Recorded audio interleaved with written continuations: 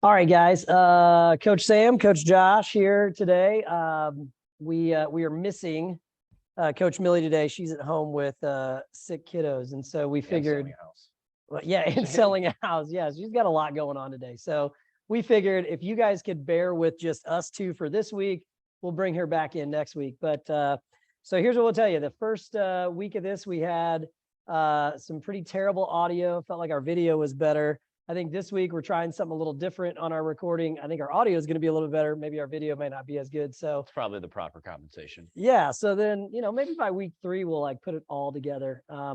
And I think we at least had like 36 people watch our last one. So, I mean, I think that's reasonable. It's better than any YouTube video I've ever done. There we go. So last week we talked a little bit about, again, the why behind our way and the way we program and train here at CrossFit MetroEast. And one of the things that we talked about last week was strength cycles versus movement focuses. And we've actually got one of these things coming up that I wanted to mention is we tried to figure out, like, does a strength cycle ever matter in a group CrossFit programming? And one thing we said is it's something we don't do here because we're really all about that general physical preparedness. Correct. Constantly varied. We are setting up what happens outside the gym, known and unknown. Right, for sure. And that is the crux. That is number one. That's the pillar. Anything that doesn't work through there doesn't work. Yeah. To work to achieve the goal that we've promised to these people. So most of our clients are working on general goals, general fitness. And so therefore our programming is very generalized, constantly varied, functional movement, broad time and modal domains. So we talked about like 1 rep strength versus 20 rep strength, all of those things. Carry distance. Yes, absolutely. So, but somebody would say, well, then how do I get stronger in a CrossFit program? Well, number one, you'll get stronger. We have no doubt about that. Coach Sam's pretty good at what he does here. That's one thing we really have not failed to do. We've never gotten someone weaker. I've never accidentally gotten someone a 5-minute mile, but I've definitely surprised a couple of people with 300 and 400 pound deadlifts that they didn't see coming. There we go. Or getting into the kettlebells. Just like today, I had people that thought they were going to use 18s, use 35s. Funny you say that too, by the way, because today we are going to talk a little bit about kettlebells and dumbbells. So that was not the lead-in I expected. But that was actually completely unintentional. That is just what I did 2 hours ago. Yeah. And that was it. So anyways, we are going to talk about the use of kettlebells and dumbbells and how they incorporate into our group classes. Or really just, I use kettlebells and dumbbells even in my one-on-ones. I know Coach does as well. But the one thing I would say is when we talked about strength cycles and movement focuses, our CrossFit group typically is a general program, but one of the ways that we accomplish specific gains for clients or specific improvement, not only through our personal training offerings, but as specialty courses. And so something I wanted to highlight is we actually have a specialty course coming up. It's a 55 and older beginners barbell course, and that will actually involve some strength cycles. And that's a way that somebody can go into a more specialized track. And we'll only have about 10 to 12 people in that. But for those folks that want to pursue something a little bit more specific, those specialty courses that we offer, and we offer all sorts of specialty courses right now, but I just want to highlight, if you're someone in our group that is interested in increasing some strength and wants to be a little bit more specific around the barbell, that Legends Barbell class is a great opportunity for that. So without further ado, we're going to talk a little bit about, like what Coach mentioned, is the use of kettlebells and dumbbells. So I kind of titled this one is the benefits of using dumbbells and kettlebells. And so I'm going to kind of act as maybe the question master today and chime in where I can, but I'm going to let Coach kind of take this one.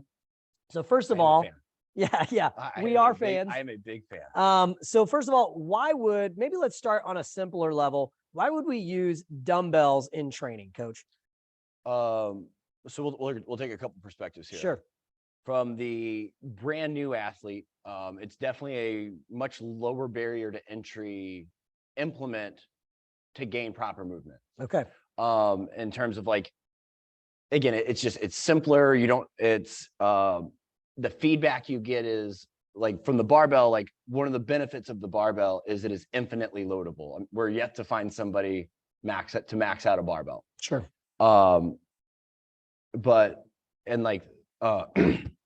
But what it lacks sometimes and why it can be loaded is because it's so balanced, and that balance doesn't necessarily give you all the feedback in the world. The dumbbells kind of bridge the gap. They're not an imbalanced object. They are a very balanced object, but they make two sides work together to accomplish a task, without one being able to lift up the other.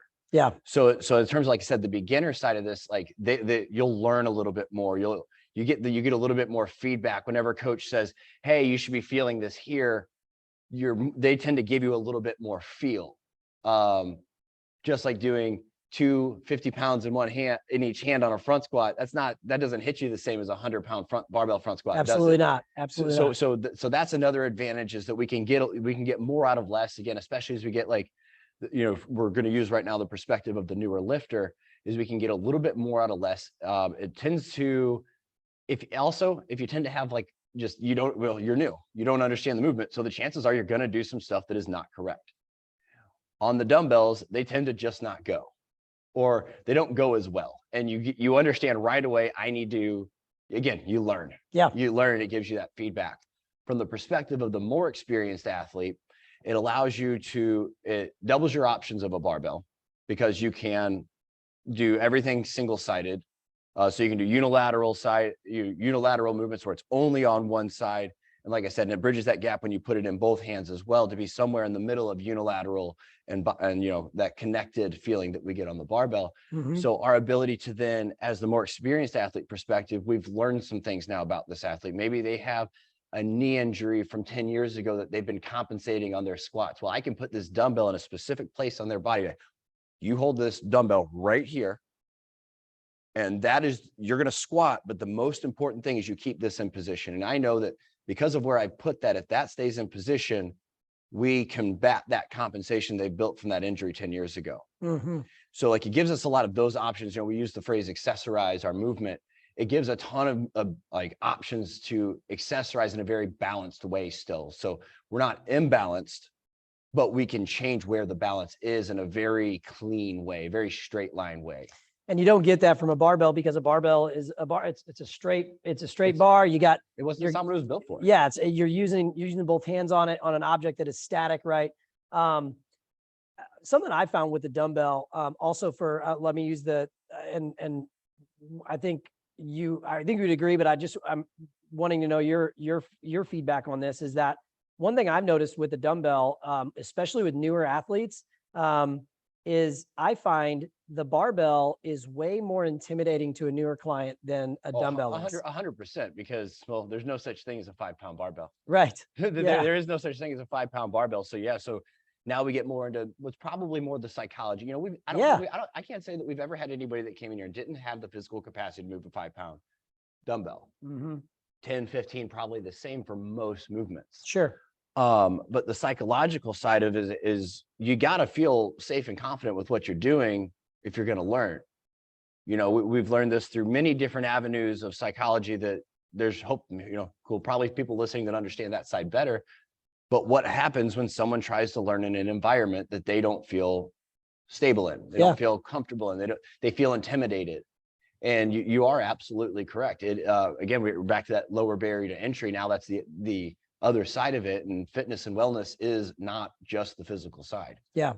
Something else that I've noticed, and this would probably be another thing for a new person, is a lot of times with the new folks so one of the things we do with all our new clients, and some of our older clients that have been with us for 10 years now, maybe they didn't have quite the same process as we do now, but one of the things we've always done with clients, no matter their experience level, is we take them through what we call our mechanics sessions, our mechanics program. It's basically these intro sessions. And whether you're a more advanced athlete or not, we tailor that and manipulate that to your needs. But one thing we find a lot of times, CrossFit trains, we always are big on full range of motion in everything that we do. Full range of motion squats, full range of motion presses, full range of motion pulls, all of those pieces, right? Well, what usually minimizes someone's ability to get to full range a lot of times can be mobility. All right. Well, one thing I've found with dumbbells is that I can actually get a client to move better in better range of motion, even with mobility issues, and with typically less pain with dumbbells than I ever can with barbells, because of the versatility of where I can move a dumbbell or versus a barbell. A barbell has to move in one plane. A dumbbell does not. You have to move around the barbell. Yes. every step away from the barbell, most of these implements, there's some level of you working with it, but it also works with you now. Sure. You know, like for example, wrist injury. You got big history of wrist issues. Well, front racking that barbell is gonna suck. Yeah.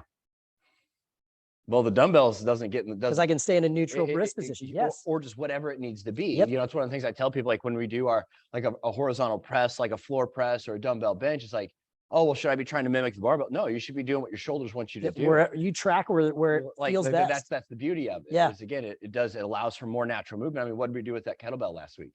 Yeah. I mean, we made 18-pound kettlebells real heavy. Yep, absolutely. And all Just we for did the is we place put it out here. Yeah. Yep, we put it out here. But what did we find? People's squats went through the squat quality, their precision and accuracy with their squat went way up just on this simple 15-pound cue. Yeah. Yep, for sure. For the advanced athlete, something else I found is that typically our advanced athletes, they're not intimidated by the barbell. They want it more, right? Like, oh, I come to use the barbell, right? And then they also maybe don't have as many mobility issues. Not to say that all of our advanced athletes don't have mobility issues, but most of them have been with us long enough that they've worked with it, or they've gotten better at those mobility issues. And so when we throw a dumbbell at them, what I find is some of those more advanced athletes actually don't like the dumbbell. And the reason I find it is because it exposes weak points in us that they don't get from the barbell because of the balance demands better. Yep. And not better depth, better everything, better bracing, better breathing, better stability, better understanding of where your shoulder blades need to be on a squat, better understanding of what your feet need to be doing.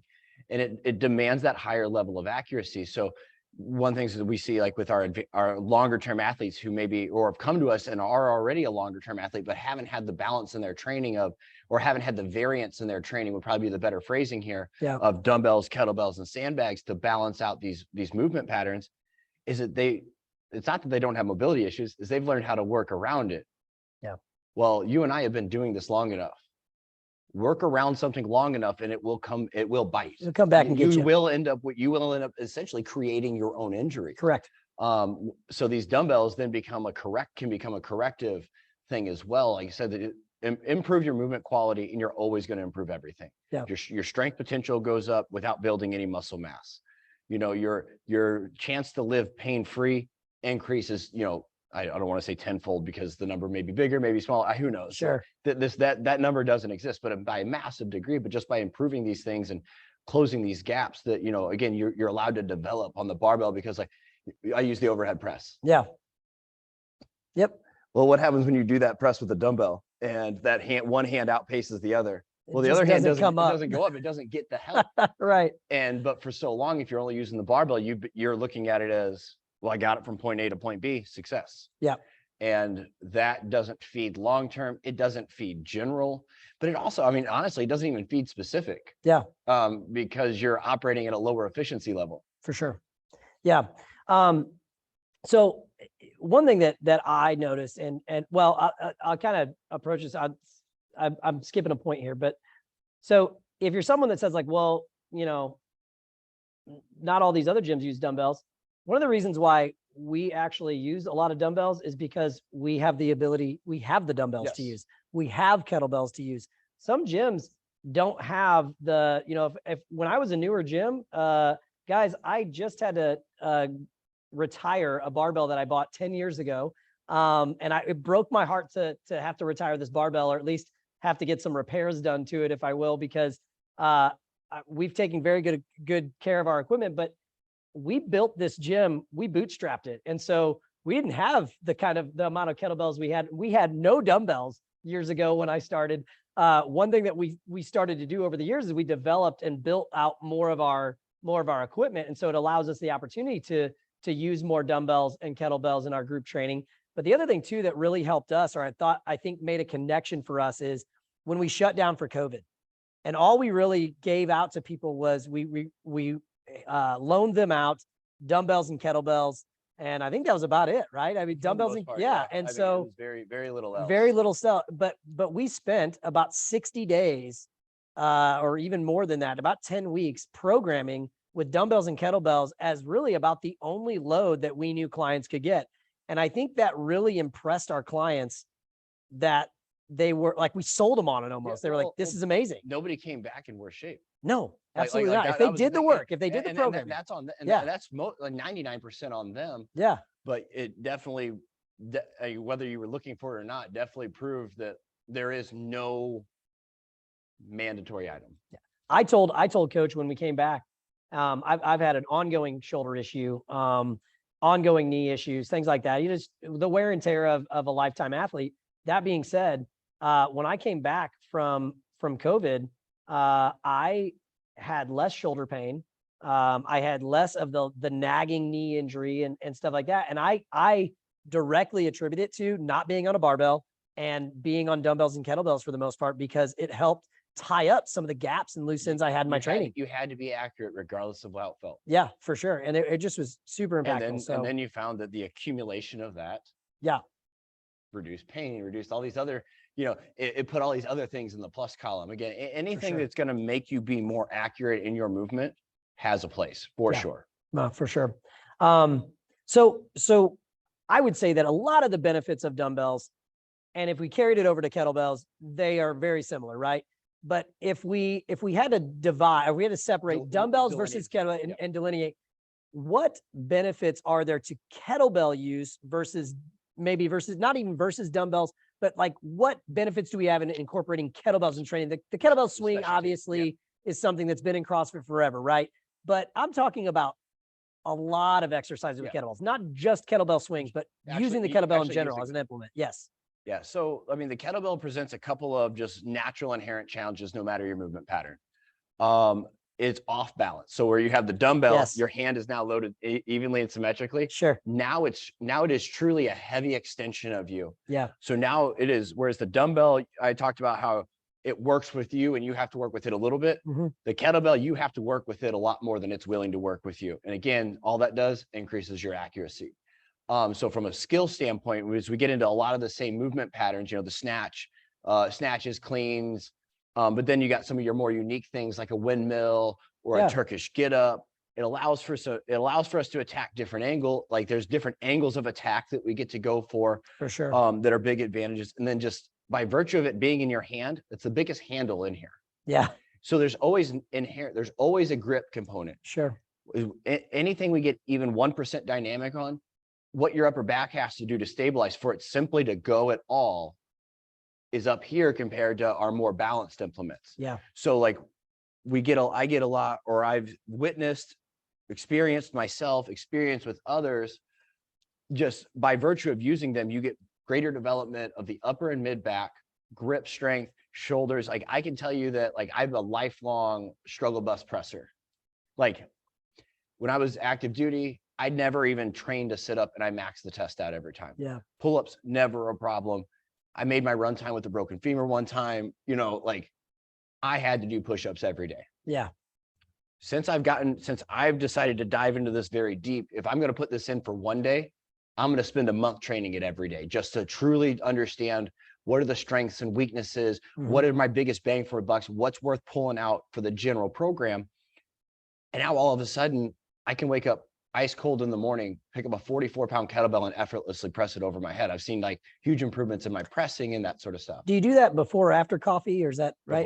Before that. So imagine it's a 53 after coffee. It's wake up, put my leg on, go outside with the dog, move, and I just kind of get going. And the other day I was like, oh, no way. And then I started talking to some of our athletes. We had our press day here not too long ago, and we've been doing more kettlebells, and there was a lot of them that on their notes, they're like, oh, I really surprised myself today.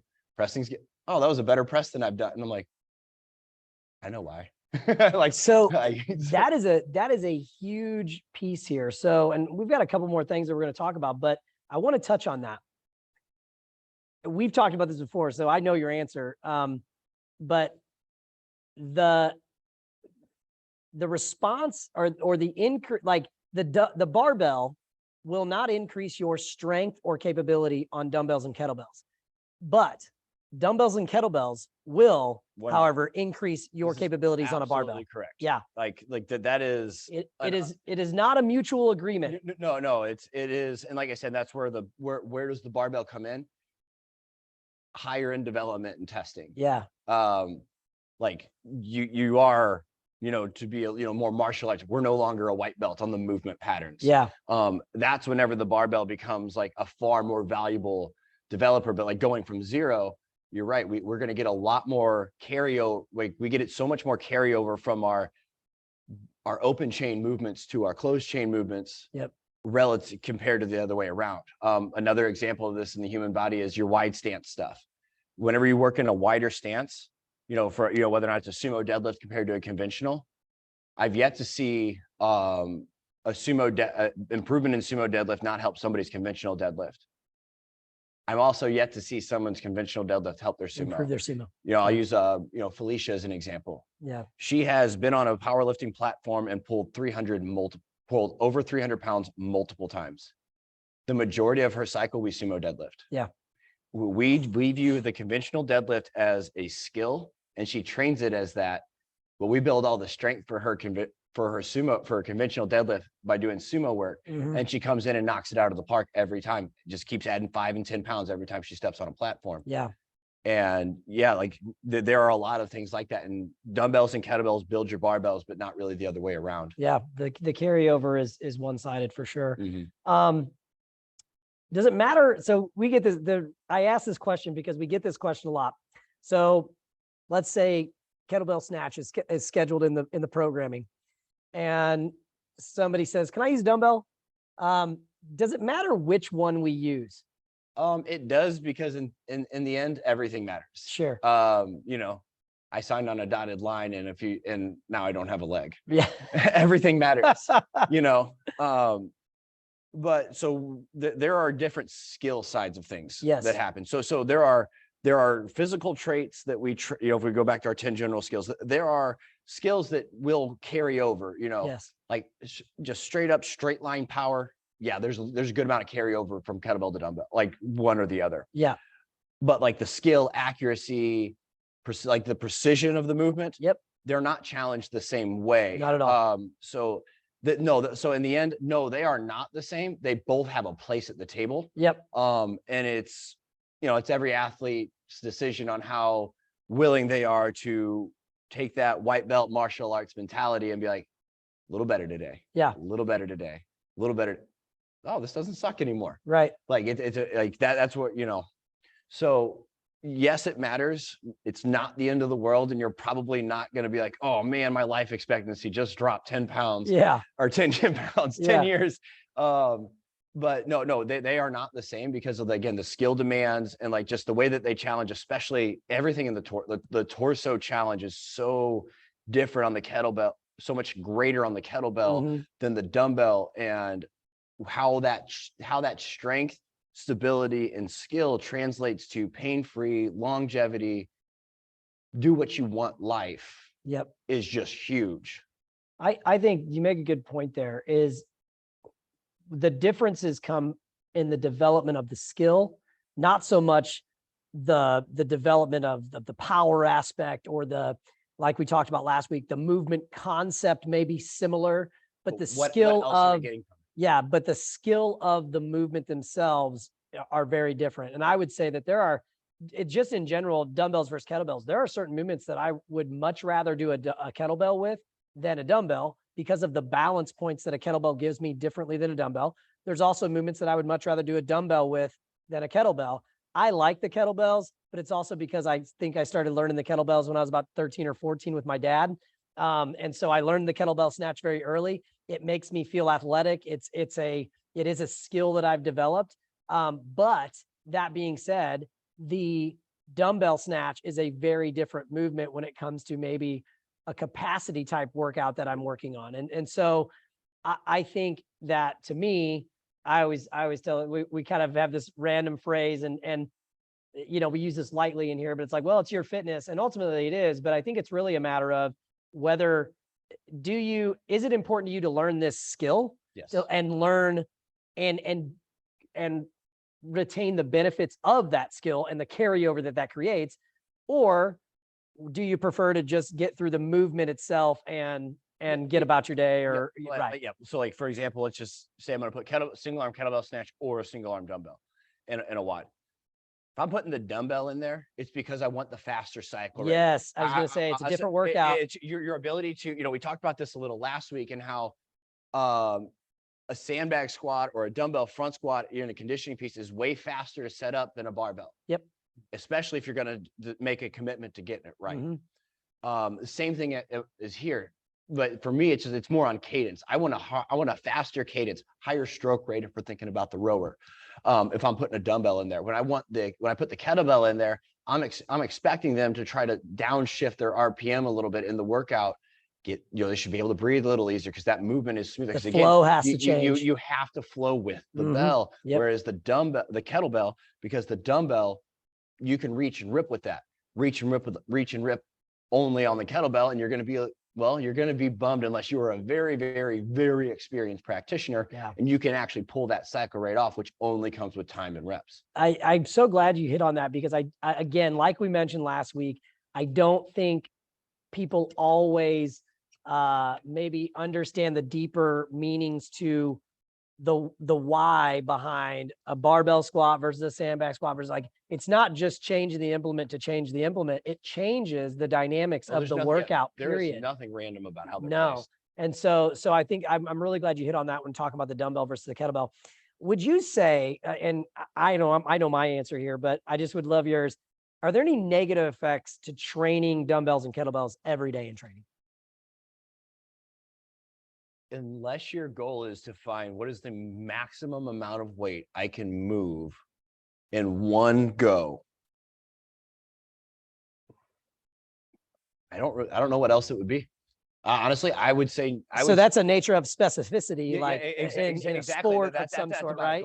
I mean, that's a specific goal. That's a goal. I mean, heck, we've got one guy in here that's committed to weightlifting. Dude, Caleb snatches and clean and jerks.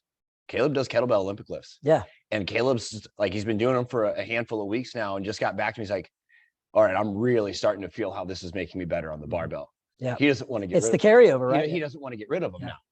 I mean, I'm going to be honest. If I had to simplify, the barbell is the first one I'd chuck.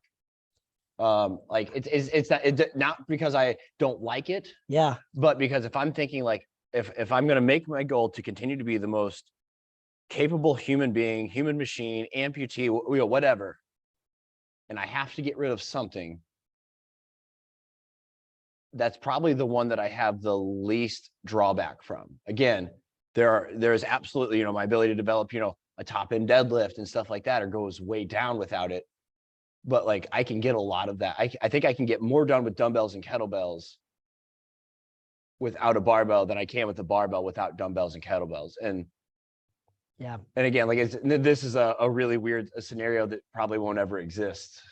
But if I have to, I will say it's a hard no for me. Like, I don't believe there's any negative effects to it especially for general fitness. And I think where I could probably just speak, it doesn't have the injury history. Well, and that's kind of where I would get to. If you look at barbell sports, I don't know any sport that has more nagging injuries for casual participants than powerlifting, which is squatting a barbell, back squatting a barbell, bench pressing a barbell, and deadlifting a barbell.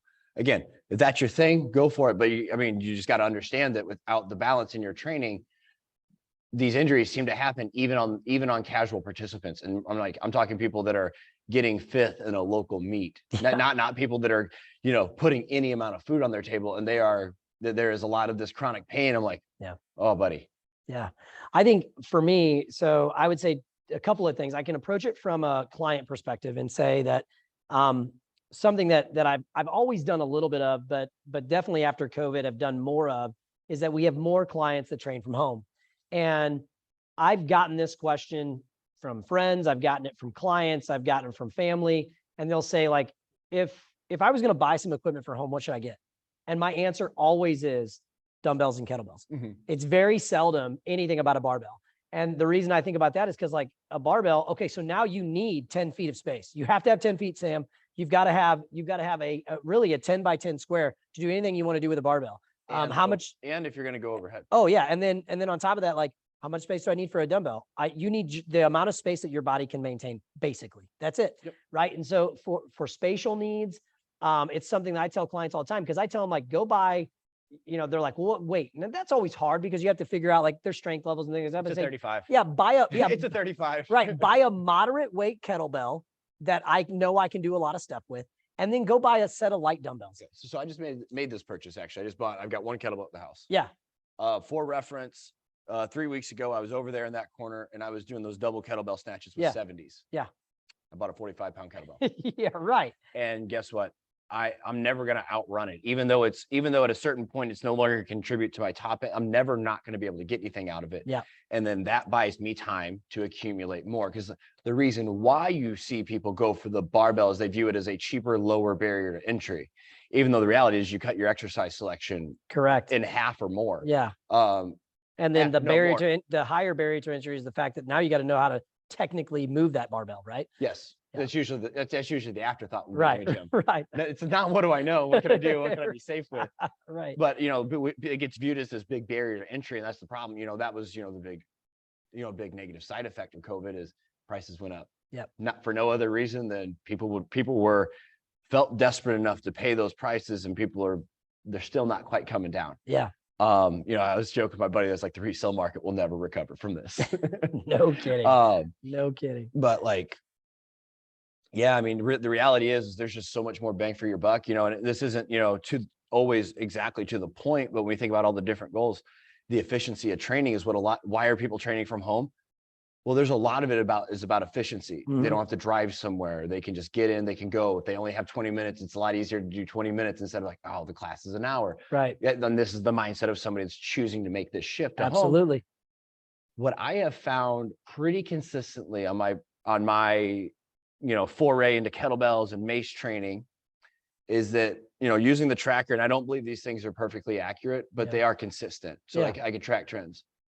60 minutes of more traditional style training, barbell, dumbbell, the calorie burn that I would get in about 60 minutes, I'm seeing in about 45 when I'm working the kettlebell and the maces. And I can't sit there and say I have a perfectly scientific explanation for it, but I think a lot of it has to do with that inherent demand of the demand of those implements. Absolutely. To do a swing, forearms, shoulders, there's all that extra upper back. There's the extra requirement of the midline. There's the added intensity of rep and receiving force. You have to decelerate, accelerate, decelerate, and I am finding consistently, both with myself and clients, like Jim Neville yesterday, we noticed, I was like, he's just kind of, we just starting with kettlebells with him, and he's been getting the swings, and all of a sudden I was like, oh, your calorie burn's been up. Not even thinking like, oh yeah, I've been adding a kettlebell lift to every day because he's been enjoying it and having fun. And he's a former, he's got a martial arts background, and he's starting to tie kettlebells in his old martial art background, which he's still got it. Yeah. 67 with fake knee, dude, he's still got it. And, he's starting to see that stuff. So he's having fun with it. Yeah. But like I said, so I'm consistently seeing that there is an efficiency to it in the calorie burn department. Yeah. And I think that it speaks to the demand in work. Again, if we're going to go bang for your buck and you're going to spend X amount of dollars, again, from the at-home setup, especially, man, it's really hard to beat that 35 or 45-pound kettlebell. Yeah, I have an at-home setup, and I even, when we moved, I was like, man, I'm tired of all the nice equipment being at the gym. And so I was like, I'm going to actually get myself some stuff. And I will tell you this, I train from home. Probably I'll train from home today. So just with schedules and things like that, and getting kids picked up, like, I will train from home. Yeah. And so I wind up, about half my training sessions wind up in my garage. And I will tell you this, dumbbells and kettlebells, I will modify the workout. And I did this the other day. We had wall ball shots and whatever, and then we've had thrusters. I will modify to a dumbbell thruster or a dumbbell or a dumbbell based movement over a dumbbell. We had hang cleans one day, and I was like, I'm modifying to double dumbbell cleans, because one, it allows me to like kind of move right into the workout. For me, I have some, Sam, 32, right? Okay, I'm 37. going on 57 is how my body feels sometimes. And you've got some miles. Yeah, I got, well, you got a fresh one, right? Like This one has low mileage. It's yeah. low mileage. But you know, Sam and I would both tell you, like, as our bodies have gotten past that 30-year-old age, there is like, I can move dumbbells and kettlebells more often than I can barbells, and my body is able to work around it. Well, the reality is in our population, the majority of our clients are over 35. I'm still one of the younger people. Yeah. I mean, so for us, when I have 55-year-old people thinking like, hey, I really want to move this barbell, what I can tell them for their longevity and for their long-term success and their fitness and their health is it's going to be dumbbells and kettlebells that'll take them a whole long way. So that's just something I personally even found is with shoulder issues and mobility issues and all of that, like the dumbbells and kettlebells go a much longer way than I do. So, I think I had one more question, but I think we kind of answered in that last one, just in the idea of, is there any detriments? Is there any, negative effects to using one implement? The only thing I would say is like, there might be negative effects to if I was going to use a barbell every day, there actually probably are some negative effects to that, right? Yeah, there's definitely holes in that. Yeah. Because like I said, I mean, the bar, another phrase that I love is it's a training thing. It's hammer obeys hand. It doesn't go the other way around. So the value of the barbell is directly correlated to the quality of your execution. Mm-hmm. But it doesn't, again, it's not the best developer of that. So, I spent the majority of my first, I've been training, I got started in training early February of 2010. Okay. So we're going on 12 and a half years now. Yeah. I spent most of those first decade or so, it's mostly barbell stuff. That's what I was exposed to. It's what I was taught. I was taught a kettlebell snatch a couple times, taught a kettlebell swing, but nobody really ever respected the implements to understand A, needing to go heavy enough on them to get the benefit, or B, just the fact that there's a lot of value in these same movement patterns, just because it doesn't have the same picture aesthetic. Yeah. Because it's what you're used to seeing at the CrossFit games. I feel like I've seen just as much physical performance in the last couple of years by implementing more of this stuff as I did the first 10. Yeah. And I think about what if I had done the opposite? What if somebody didn't let me touch a barbell until I could master that double kettlebell front rack squat with 53s? This is how I endeared myself to this gym, by the way. I hadn't been here for a month and I had this workout. Do you remember this workout? Yeah, I do. I know exactly what you're saying. And this workout had a double kettlebell front rack squat. Josh, remember the weight? I think it was 70s. It was 70s. I almost died in round one, didn't finish round two in the workout. I was like, well, this isn't going to work. Josh was like, all right, let me try this. I'm much fitter than he is. I've been to regionals. And Josh gets crushed. I think that's exactly what I said. This is verbatim. Josh gets every bit as crushed in the same round and a half. Yeah. And then Colin, who could have size-wise eaten both of us. Oh, absolutely. Gets eaten up by the exact same thing at the exact same point. Now, mind you, all of us had a much larger than 140-pound front squat, right? Oh, yeah. I was well into the threes. I was a strong athlete. Like, absolutely. I was used to running higher volume programs. I could recover from them ish, other than the nerve damage that I was dealing with. And but I just imagine like, man, how much more use would I have gotten out of that barbell? Yeah. How much more efficient would I have been with my time had someone been like, no, you're going to do this. And when you can do this at quality, then we're going to put you on that bar and just get ready. Yeah. You get ready for the ride. Mm-hmm. That would have been, I sit there, one of those like, oh, what would you do if you could restart everything? That is one of the biggest ones, honestly, today that I would say. And we've done that. We've incorporated a lot of dumbbell work into our mechanic stuff, into our accessory work that we do. We know that, people like the barbell and those are fun. That being said, from a longevity piece, and from a true strength development, like we said, the carry over to the barbell, dumbbells and kettlebells are where it's at. The other thing I would encourage you is, if you're ever just like bored and you want to go search on YouTube after you've watched our YouTube videos, right? But go online and try to search like real kettlebell training, like true kettlebell training, not like CrossFit kettlebell training. Kettlebell Kings. Here's what you're going to find. Kettlebell Kings, right? Kettlebell Kings is a big one. So go look at them and see how many old guys and old gals are moving kettlebells. Dude. Because I guarantee you, there's way more old guys and gals moving kettlebells than there are barbells. And how many of them represent something that you want to look like when you're their age? Absolutely. Yeah. Like, yeah, there is definitely the proof. I mean, it's proof. I mean, you can't argue it. That's one of the things I don't understand the arguments. I'm like, the proof is there. You've got all these guys, you got all these busted up guys that, you know, beat themselves up with the barbells and stuff. And they're like, I genuinely feel like a better athlete now at 50 than I did at 30 when I was deadlifting 600 and doing all these things. He's like, the problem is that deadlifting 600 kept me from sacrificed, kept me from hinging for the next 10 years. Yeah. Yep. And it's nuts. Like, yeah, that is an interesting thing that doesn't really get talked about. I can't say that I've ever had a conversation about how many older guys and gals, you know, in training, you know, once you get past 30, things for the most part change. After 40 for sure. And if you haven't changed things by 50, call me. I want to know. I really want to know how this has happened. Right. Yeah. We either have very different definitions of keeping it going, or I'm really, really impressed. Yeah. I sure haven't. I had to change before 35. So, well, listen, guys, this was great, Coach. And so again, if you wonder why we do so much kettlebell and dumbbell work, I hope this kind of helped to explain it.